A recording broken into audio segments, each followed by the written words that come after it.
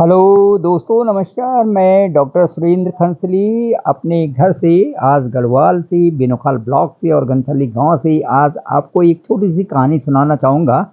और इस समय अपने घर पे हूँ। बरसात का ये मौसम है, तरबतर ऊपर से हो रहा है, चारों तरफ पानी पानी हो रखा है। और मेरे गांव की तस्वीर ये है आपके सामने। और अब मैं चलता हूँ, थोड़ा सा आगे की तरफ चलूँगा और एक गाँव है। और अब हम चलते हैं रास्ते में आगे और आपको एक कहानी सुनाएंगे बहुत सुंदर, जो कि आ, जीवन में हर किसी के जीवन में जो कि अवतरण उतरते हैं उन्हीं के ऊपर एक कहानी आपकी है। और अब हम चलते हैं, थोड़ा आगे सड़क की तरफ चलते हैं और आपको साथ साथ में दिखाते हैं। ये जो आप देख रहे हैं, आज बादलों की छटा है चारों तरफ। और इधर भी साइड में मैं दिखाता हूँ, ये देखिए आप, और चारों तरफ बादल घिरे हुए हैं। पूरा दिन बरसात का था। और अब हम चलते हैं थोड़ा नीचे की तरफ और बज रहे हैं ठीक 7:15 इस समय हो गए हैं।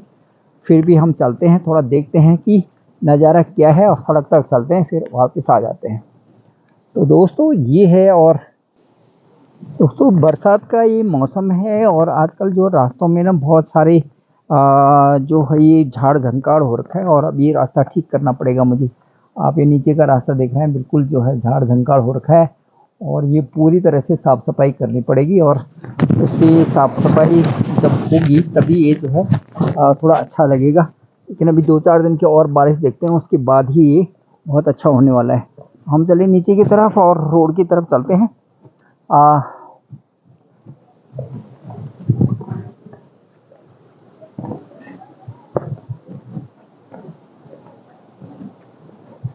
दोस्तों आज की जो कहानी है वो ये है कि आज सुबह जब मैं सुबह उठा था तो उसके बाद मुझे एक ध्यान आया कि आज जो है भारत गैस वाला एक सिलेंडर मुझे आज लाना था।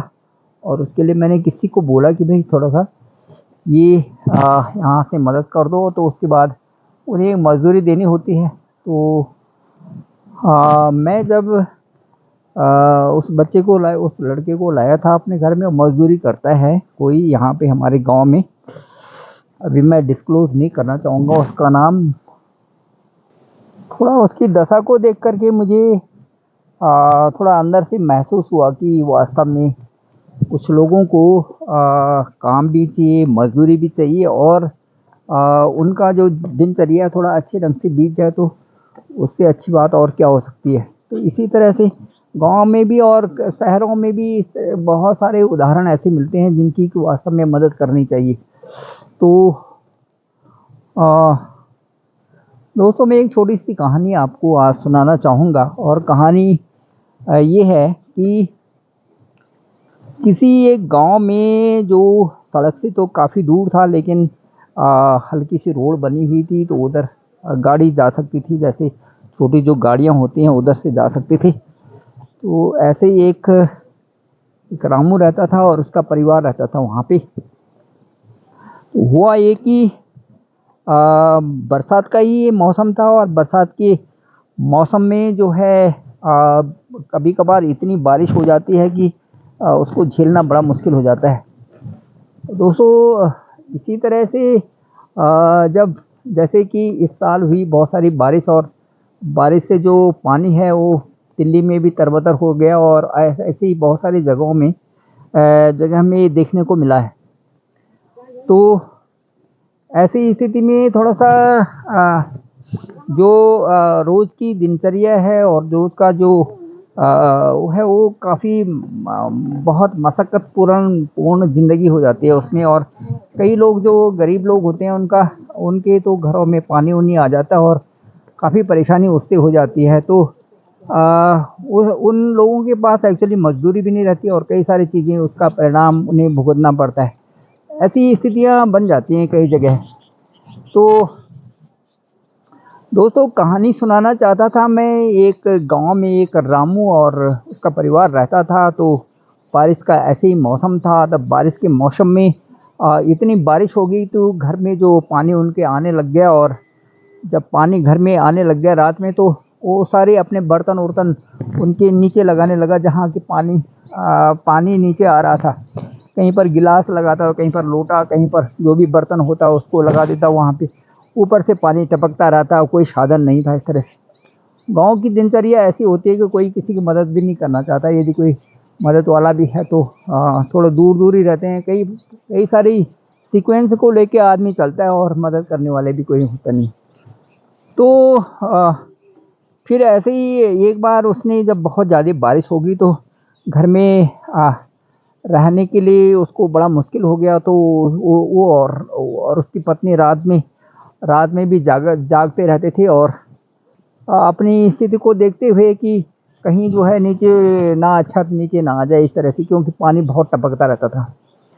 दोस्तों ऐसी स्थिति में क्या हुआ कि उसका जो भाई था गांव में, उसका अच्छा मकान था, पक्का मकान था। तो वो अपने भाई के पास चला गया कि मेरे कुछ जो है यहाँ जो ज़रूरी सामान है उनको मैं आपके पास रखना चाहता हूँ। तो वो रामू और उसकी पत्नी दोनों के दोनों गए और अपने भाई के पास गए कि भाई ये सामान आप रख लो।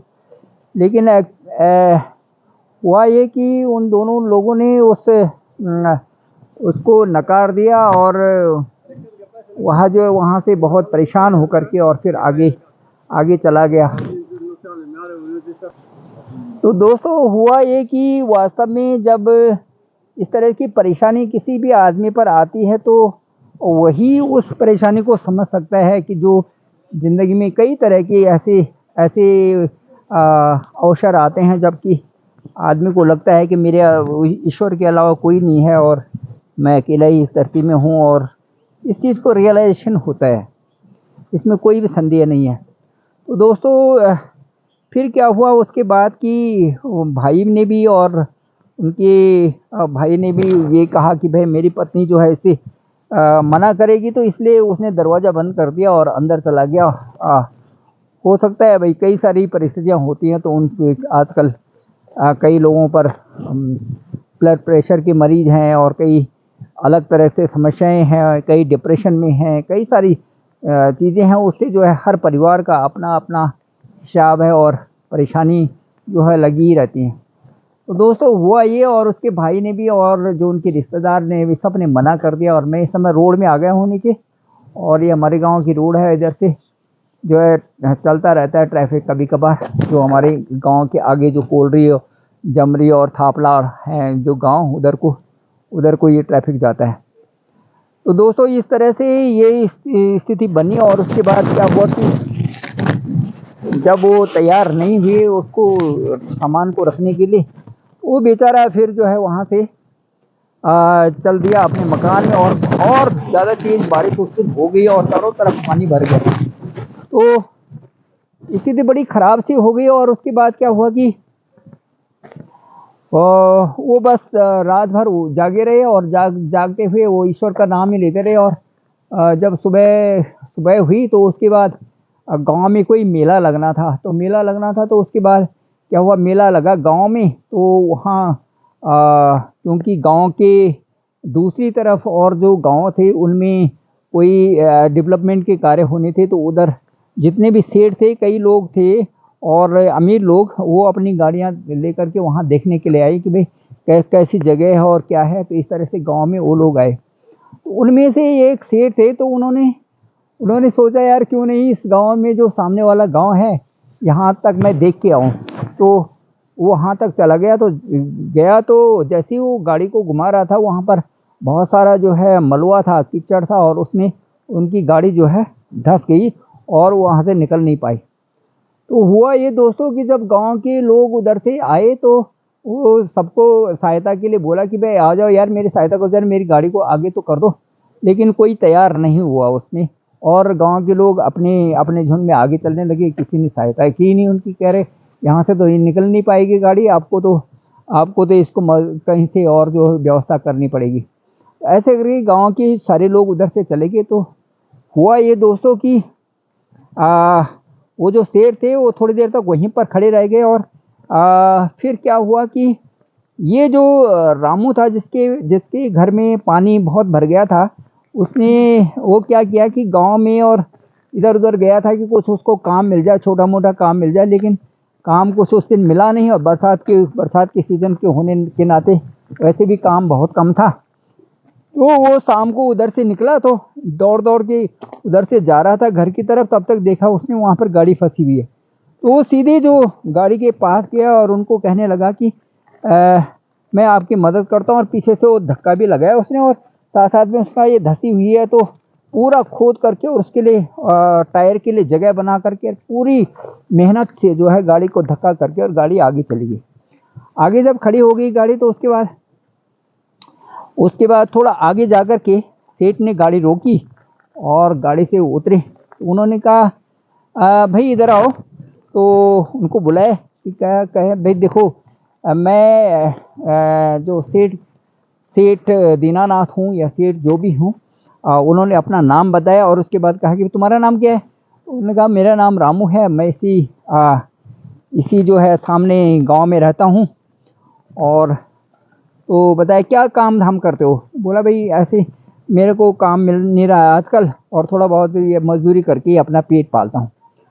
तो दोस्तों इस तरह से जो है उसने अपनी व्यथा बताई। तो सेठ ने कहा चलो मैं तुम्हारा घर देखने चलता हूँ। उसने कहा सर मेरे घर की स्थिति तो ये है, सारे पानी भरा हुआ है, तो वहाँ कैसे आपको ले जा सकता हूँ। लेकिन सेठ के कहने के बावजूद सेठ उसके घर में पहुँच ही गए और देखा कि चारों तरफ से लबालब पानी भरा हुआ है और उनके इधर रहने के लिए व्यवस्था ठीक नहीं है।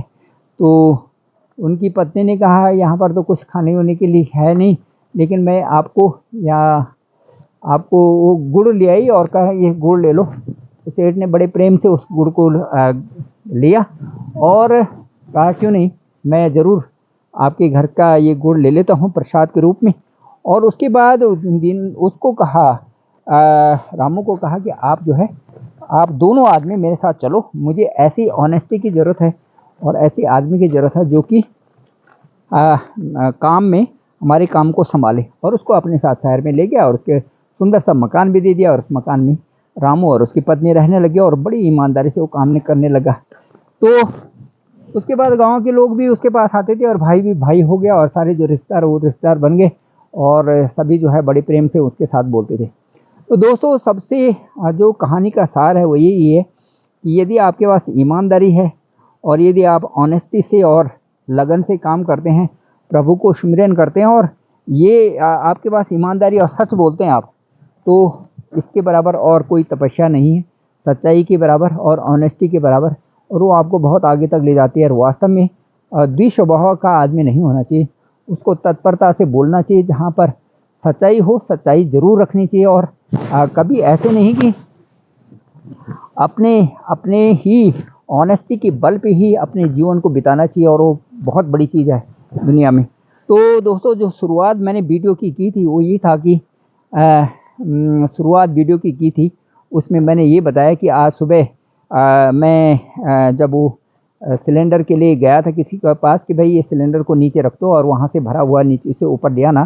तो उसको मजदूरी जो भी मैं देता हूँ हर महीने ही देता हूँ यहाँ पे। तो उसने मुझे बोला था कि क्या आप मेरी कुछ आर्थिक मदद कर सकते हो। तो मैंने उससे पूछा भाई क्या बात होगी। तो वही वाली बात हो गई, कहानी वाली बात, कि बरसात का पानी जो है घर के अंदर आ रहा है और सारा काफ़ी जो है परेशानी हो गई। तो मैंने उसे अपनी सच्चाई बताई कि भाई देखो आजकल तो हमारे गांव में जो घनसाली गांव है, बीनोखाल ब्लॉक के नज़दीक जो घनसाली गांव है, वहां पर मैं अपने गांव में ही एक सामाजिक कार्य आजकल मैंने थोड़ा सा उसकी तरफ मेरा ध्यान गया। और एक हमारे गांव के ऊपर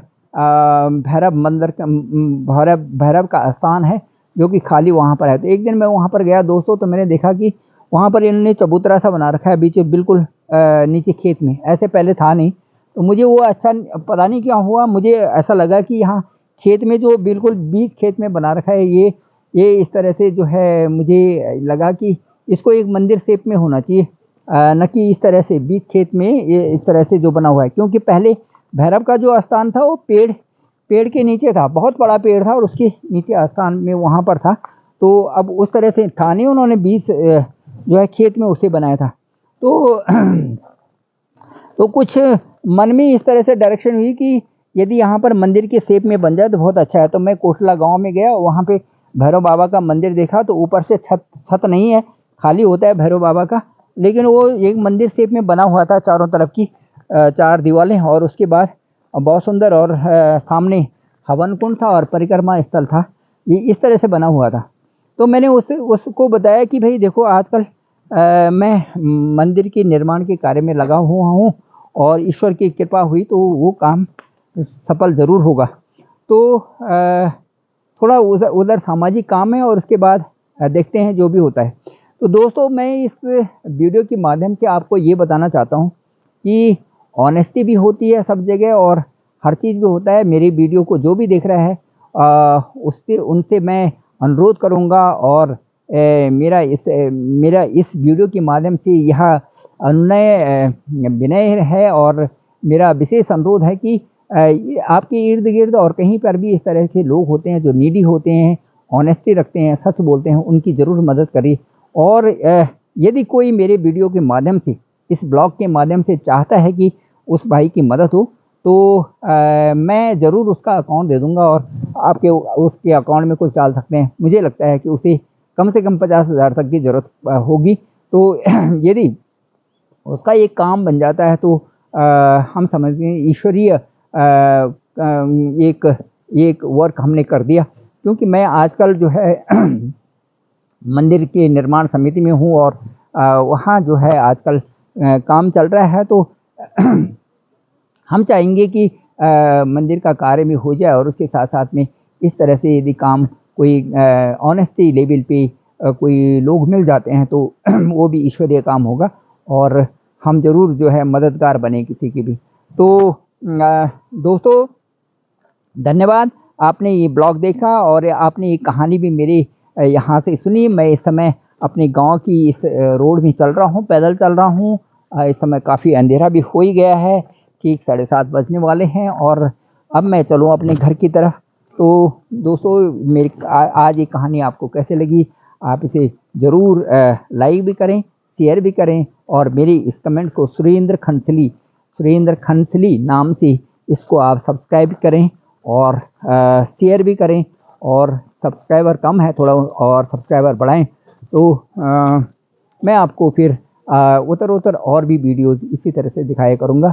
और आशा है आप मेरे इस चैनल को पसंद करेंगे, और इसको ज़्यादा से ज़्यादा सब्सक्राइब करेंगे।